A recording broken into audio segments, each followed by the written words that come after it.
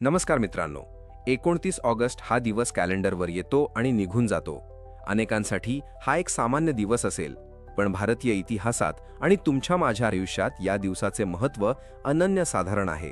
कारण हा तोच दिवस आहे ज्या दिवशी भारताच्या आधुनिक भविष्याची पायाभरणी झाली.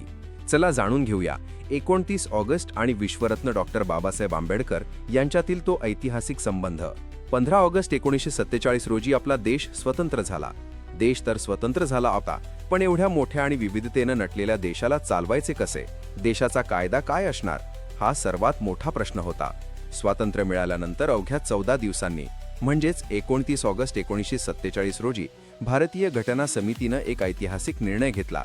भारताचे संविधान लिहिण्यासाठी एका मसुदा समितीची म्हणजेच ड्राफ्टिंग कमिटीची स्थापना करण्यात आली. आणि या सर्वात महत्त्वाच्या समितीच्या अध्यक्षपदाची जबाबदारी कोणाकडे सोपवण्यात आली? तर अथांग ज्ञानरूपी महासागर असणाऱ्या डॉक्टर बाबासाहेब आंबेडकर यांच्याकडे. मसुदा समितीचे अध्यक्ष बनणे ही केवळ एक पदवी नव्हती, तर ती कोट्यवधी भारतीयांचे भविष्य लिहिण्याची एक प्रचंड मोठी जबाबदारी होती.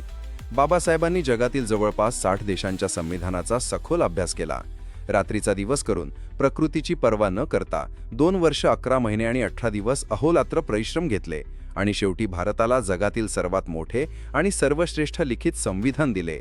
म्हणूनच 29 ऑगस्ट हा दिवस बाबासाहेबांच्या भारतीय संविधानाचे शिल्पकार होण्याचा प्रारंभ बिंदू आहे. गोष्ट इथे संपत नाही. 29 ऑगस्टच्या तारखेचा बाबासाहेबांच्या जीवनात आणखी एक संदर्भ आहे. वर्ष होते 1931. 29 ऑगस्ट 1931 रोजी बाबासाहेब आंबेडकर लंडनमध्ये पोहोचले होते.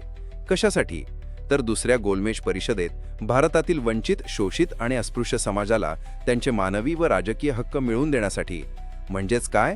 तर 29 ऑगस्ट ही तारीख बाबासाहेबांच्या जागतिक पातळीवरील संघर्षाची देखील साक्ष देते. मित्रांनो, 29 ऑगस्ट हा केवळ एक दिवस नाही, तर तो कृतज्ञता व्यक्त करण्याचा दिवस आहे.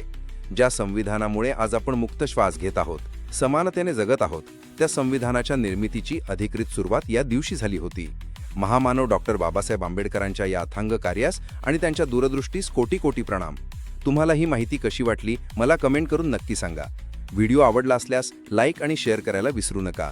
जय भीम, जय भारत, जय संविधान.